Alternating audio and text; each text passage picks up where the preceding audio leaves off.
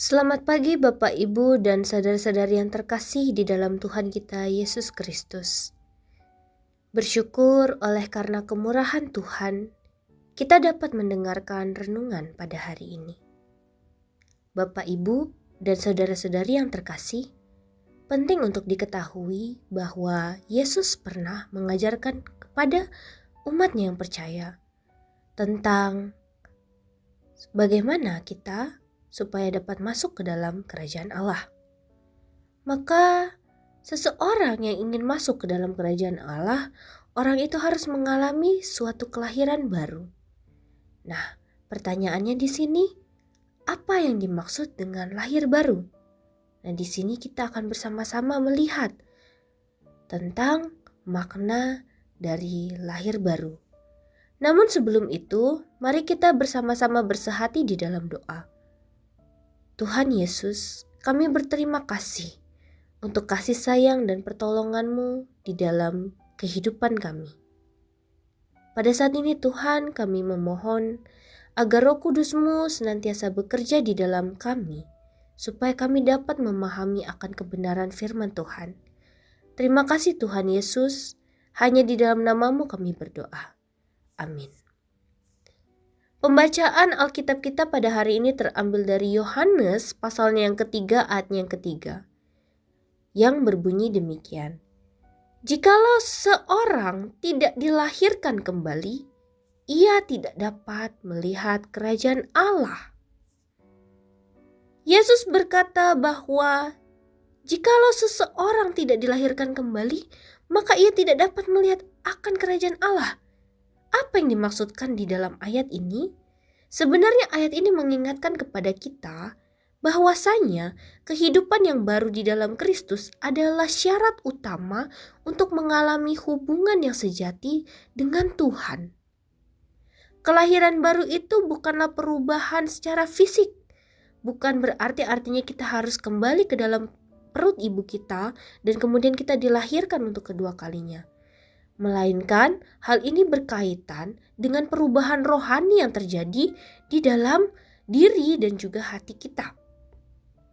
Ini adalah sebuah keputusan untuk meninggalkan cara hidup yang lama dan menerima Yesus sebagai Tuhan dan Juru Selamat. Maka kelahiran baru ini adalah sebuah pembaharuan yang membawa kita pada suatu kehidupan yang lebih baik dan lebih dekat dengan Tuhan. Dan melalui iman kita kepada Yesus Kristus, kita dipanggil untuk menjadi pribadi yang baru. Bukan hanya di luar, tetapi terutama di dalam hati dan pikiran kita. Nah, di sini ada beberapa hal penting untuk diperhatikan. Pertama, kita harus melakukan refleksi terhadap diri kita sendiri. Luangkan waktu untuk merenung, apakah kehidupan kita sudah mencerminkan perubahan rohani yang seperti Tuhan inginkan? Apakah ada area di dalam kehidupan kita yang sebenarnya masih perlu untuk diperbaiki atau diperbaharui? Kemudian, penting juga untuk memperhatikan akan pertobatan di dalam diri kita. Jika ada dosa atau kebiasaan lama yang bisa menghalangi hubungan kita dengan Tuhan, maka berikanlah itu kepada Tuhan dengan pertobatan yang tulus di hadapannya. Kita harus meminta kepada Tuhan untuk membersihkan dan memurnikan akan hati kita. Kemudian terakhir, kita harus berjalan di dalam iman. Di dalam hari-hari yang kita lalui, ambillah setiap langkah-langkah yang kecil untuk hidup sesuai dengan ajaran Kristus.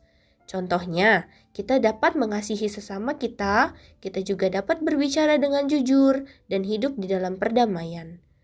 Nah, ini adalah bukti nyata dari kelahiran baru yang Tuhan lakukan di dalam kehidupan kita. Mari kita hidup dengan kesadaran bahwa melalui kelahiran baru, kita diberikan kesempatan untuk menikmati kehidupan yang penuh dengan makna bersama dengan Tuhan. Dan perubahan hidup harus terjadi melalui iman kita kepada Tuhan. Amin Bapak Ibu dan saudara-saudari yang terkasih, demikianlah renungan kita pada hari ini. Kita bersama-sama bersehati di dalam doa. Tuhan, kami mengucap syukur karena kami diingatkan kembali untuk senantiasa lahir baru ketika kami memilih untuk menjadi umat-Mu yang percaya kepadamu. Kiranya Tuhan memampukan kami Dan Tuhan mengubahkan akan kehidupan kami supaya kami boleh hidup seturut dengan rencana dan juga kehendak Tuhan, di mana kami boleh melakukan setiap hal-hal yang menyenangkan hati Tuhan. Mampukan kami ya Tuhan, hanya di dalam nama Yesus Kristus kami berdoa. Amin.